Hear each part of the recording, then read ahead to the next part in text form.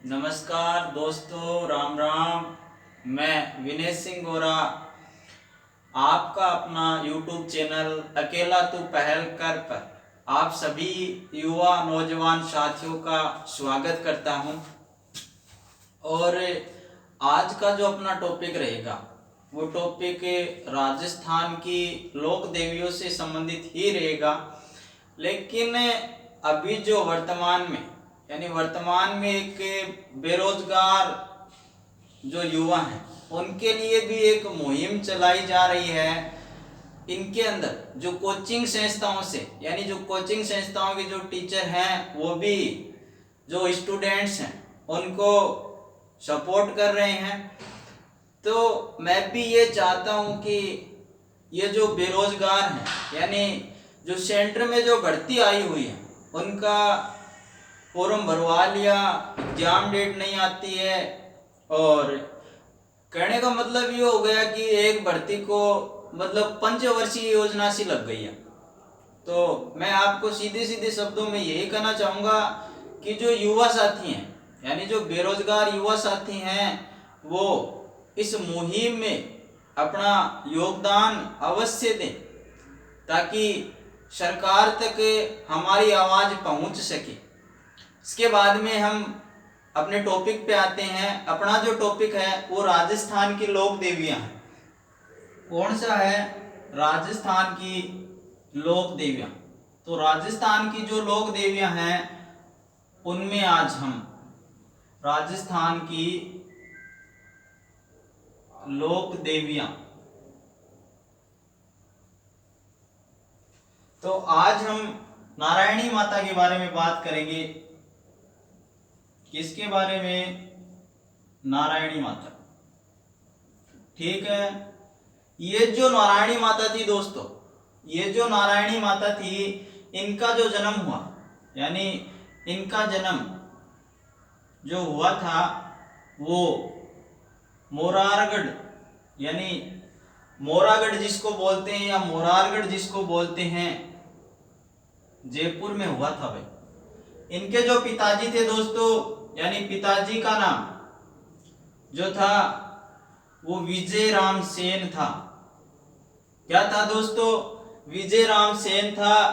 और जो माता थी माता जी का नाम रामवती मिलता है। ठीक है। इसके बाद में ये जो नारायणी माता थी इनके जो बचपन का नाम था, एक बचपन का नाम भी मिलता है इनका, बचपन का जो नाम था वो करमेती बाई था। क्या था भाई? करमेती बाई इनके बचपन का नाम था भाई। इसके बाद में क्या होता है कि ये जो नारायणी माता है इनकी शादी की जाती है। इनकी जो शादी होती है वो अलवर जिले में की जाती है। कहाँ की जाती है? अलवर जिले में की जाती है भाई। और इनके जो पति हैं उनका नाम कर्णेश होता है। इनका जो पति था, पति का नाम कर्णेश था भाई। इसके बाद में क्या होता है दोस्तों, ये जो नारायणी माता है इनका मंदिर बना हुआ है बरवा की डूंगरी। कौन सी डूंगरी भाई? बरवा की डूंगरी। ये जो बरवा की डूंगरी है ये राजगढ़ तहसील में है भाई, राजगढ़ तहसील में। और ये जो राजगढ़ तहसील है ये अलवर जिले में है। कहाँ है भाई? अलवर जिले में। ये जो नारायणी माता का मंदिर है ये 11वीं शताब्दी का मंदिर है भाई। कौन सी शताब्दी का है दोस्तों? 11वीं शताब्दी का मंदिर है। और ये जो मंदिर है ये प्रतिहार शैली में बना हुआ, याद रखना भाई, प्रतिहार शैली में बना हुआ दोस्तों ये मंदिर। ये बात आपको जरूर ध्यान रखना है कि ये जो नारायणी माता का मंदिर है ये किस शैली में बना हुआ है। ये दोस्तों प्रतिहार शैली में बना हुआ है। इसके बाद में अगर हम आगे बात करें तो ये जो नारायणी माता है ये नाई समाज की कुल देवी है। किसकी भाई? नाई समाज की कुल देवी है। ये कौन से समाज की है दोस्तों? ये नाई समाज की कुल देवी है। ठीक है भाई। इसके बाद में अगर इसके मेले की बात करें तो मेला जो है वो वैशाख शुक्ल एकादशी को बढ़ता है। कब लगता है दोस्तों? मेला वैशाख शुक्ल एकादशी को लगता है। ठीक है दोस्तों, इसके बाद में हम बात करें, यानी ये जो नारायणी माता थी, इनका तो जन्म जो होता है वो मोरारगढ़ में होता है, यानी मोरारगढ़ जयपुर में है, लेकिन वर्तमान हम मोरारगढ़ की बात करेंगे तो ये करौली जिले में आता है। कहाँ आता है भाई? करौली जिले में आता है। इनके जो पिताजी थे उनका नाम विजय राम सेन था, माता का नाम रामवती था, बचपन का नाम करमेती बाई था भाई। इसके बाद में इनकी जो शादी होती है, यानी ये जो नारायणी माता थी, इनकी शादी अलवर के यानी अलवर जिले के कर्णेश जी के साथ हुई थी। इसके बाद में इनका जो मंदिर बना हुआ है, यानी इनका जो मंदिर बना हुआ है वो बरवा की डूंगरी पे बना हुआ है भाई। ये डूंगरी भी आपको याद रखनी है। बरवा की डूंगरी जो है वो राजगढ़ तहसील में है भाई, और कहाँ है? अलवर में है। इसके बाद में अगर हम बात करें, यानी इसके बाद में जो अगली अपनी लोक देवी आती है, या तो वो आती है कौन सी भाई? रानी सती। कौन सी आती है भाई? रानी सती आती है दोस्तों। तो हम रानी सती के बारे में चर्चा करेंगे आज। कौन सी आती है? रानी सती।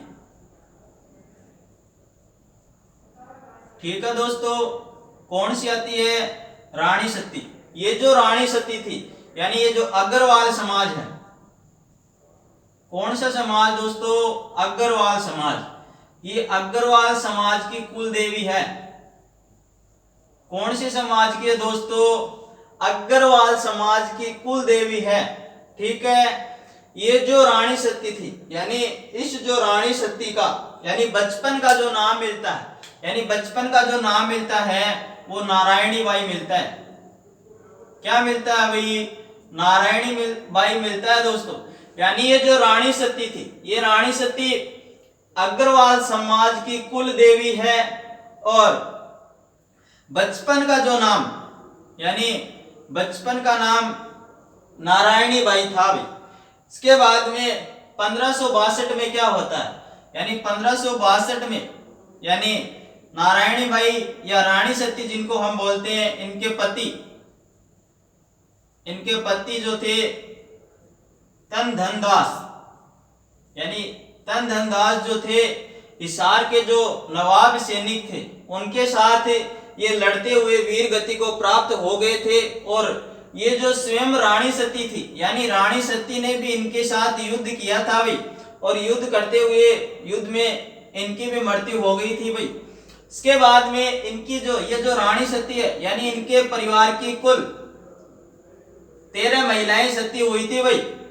ये जो रानी सती है, यानी ये जो अग्रवाल समाज है, इनकी जो कुल जो महिलाएं थी वो 13 महिलाएं सती हो गई थी भाई।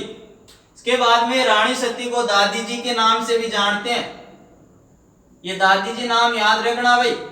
ठीक है भाई। इसके बाद में ये जो रानी सती जी है, यानी ये जो रानी सती माता है या दादी जी है, इस दादी जी का जो मंदिर है वो राजस्थान के, यानी राजस्थान के झुंझुनू जिले में है भाई। याद रखना ये झुंझुनू जिला। ठीक है भाई, कि रानी सती का जो मेला है वो राजस्थान में कहाँ बढ़ता है? झुंझुनू के अंदर बढ़ता है भाई। और मेला कब लगता है? तो वो भाद्रपद अमावस्या को लगता है। कब लगता है दोस्तों? भाद्रपद अमावस्या को इसका मेला लगता है भाई। कब लगता है? भाद्रपद अमावस्या को इनका मेला लगता है। इसके बाद में जो आगे हम चर्चा करेंगे, यानी रानी सती जो थी, इनका ये अग्रवाल समाज की कुल देवी है। पति के नाम की हम बात करें तो तन धनदास था, बचपन का नाम नारायणी बाई था दोस्तों।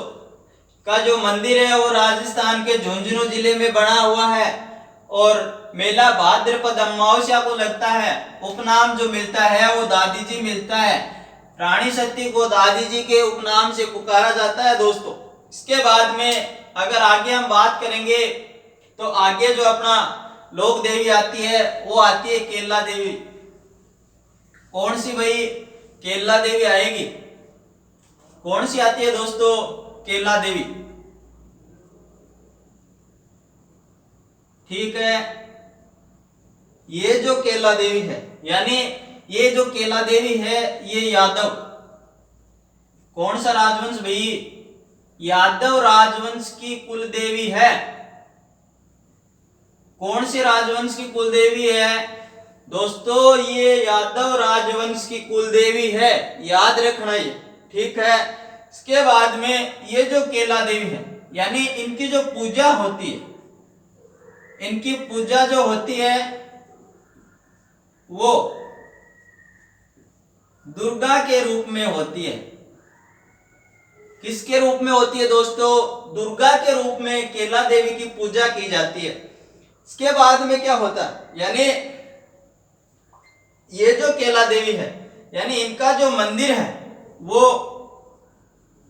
एक नदी है कालीसिल, नदी का नाम याद रखना दोस्तों, कालीसिल नदी है, ठीक है। त्रिकुट पहाड़ी है, कौन सी भाई? त्रिकुट पहाड़ी है। और कहाँ स्थित है ये त्रिकुट पहाड़ी? तो ये दोस्तों करौली जिले में है। कहाँ है भाई? करौली जिले में है भाई। यानी केला देवी का जो मंदिर है वो कालीसिल नदी पे बना हुआ है, त्रिकुट पहाड़ी पे है, करौली जिले में स्थित है। मेला कब लगता है दोस्तों? यानी जो मेला लगता है, तो मेला इसका जो लगता है वो चैत्र माह में लगता है, और चैत्र माह में शुक्ल अष्टमी को मेला लगता है, ठीक है दोस्तों। और इस मेले को राजस्थान का लक्खी मेला कहा जाता है। कौन सा मेला कहा जाता है दोस्तों? राजस्थान का लक्खी मेला इसे कहा जा सकता है या कहा जाता है दोस्तों। इस बात को आप याद रखना कि राजस्थान का जो लक्खी मेला है कौन सी लोक देवी का लगता है? तो केला देवी का ही लगता है। कौन सी देवी का लगता है दोस्तों? केला देवी का ही लगता है। इसके बाद में अगर हम बात करें, यानी इसके बाद में हम आगे चर्चा करें, तो इनके मेले में एक नृत्य किया जाता है, यानी इनकी आराधना के अंदर जो भक्तगण हैं वो लांगुरिया नृत्य करते हैं। कौन सा भाई? लांगुरिया नृत्य, ठीक है। कौन सा नृत्य करते हैं?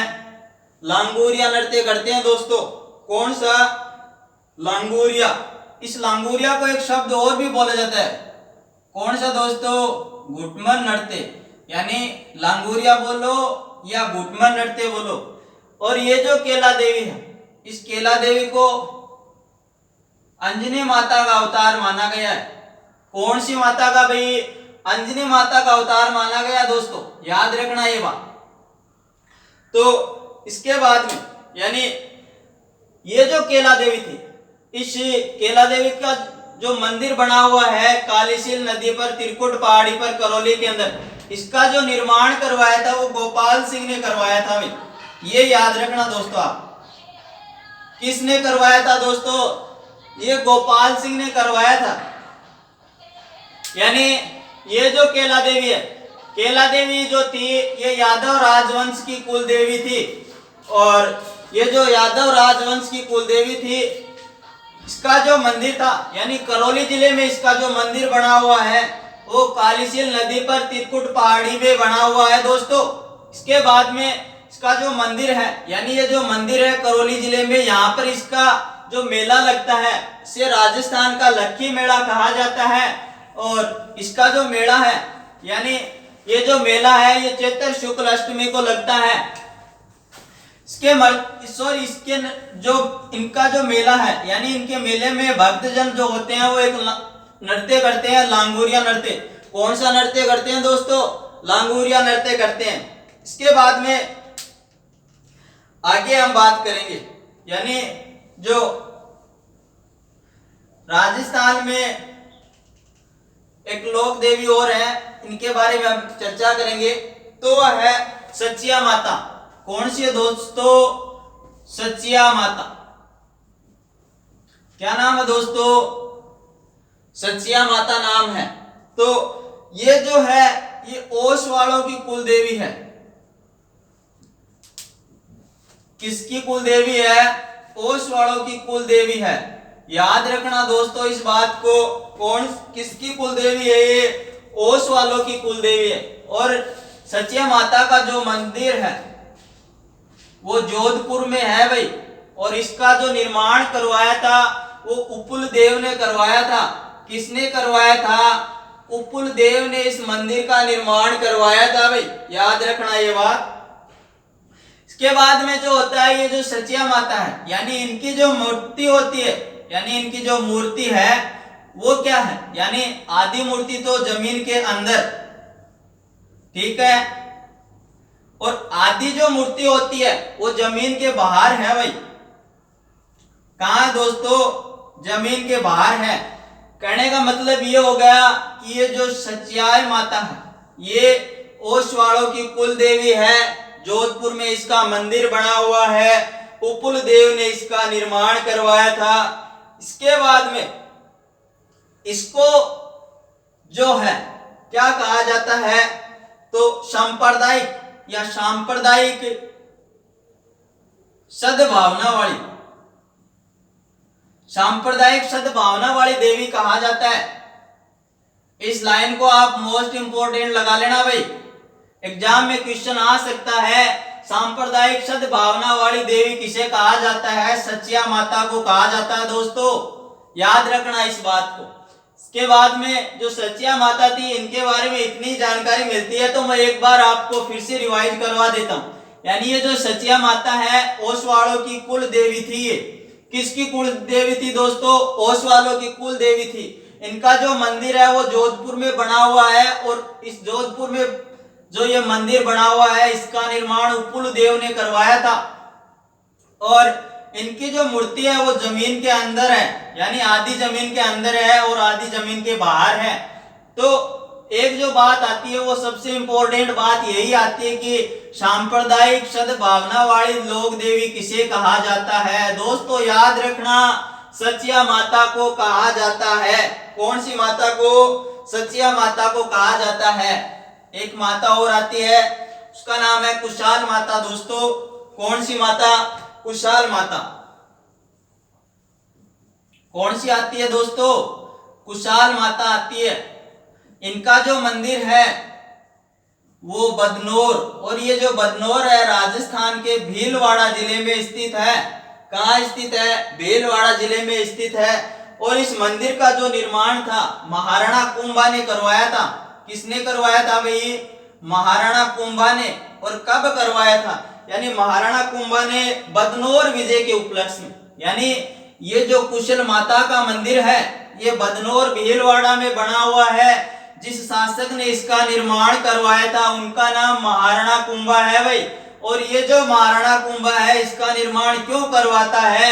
तो इसका निर्माण, यानी ये जो बदनौर भीलवाड़ा है इसको विजय के उपलक्ष्य में, यानी महाराणा कुंभा जो होता है बदनौर को अपने अधिकार में ले लेता है, या फिर यूं कहें तो बदनौर को जीत लेता है।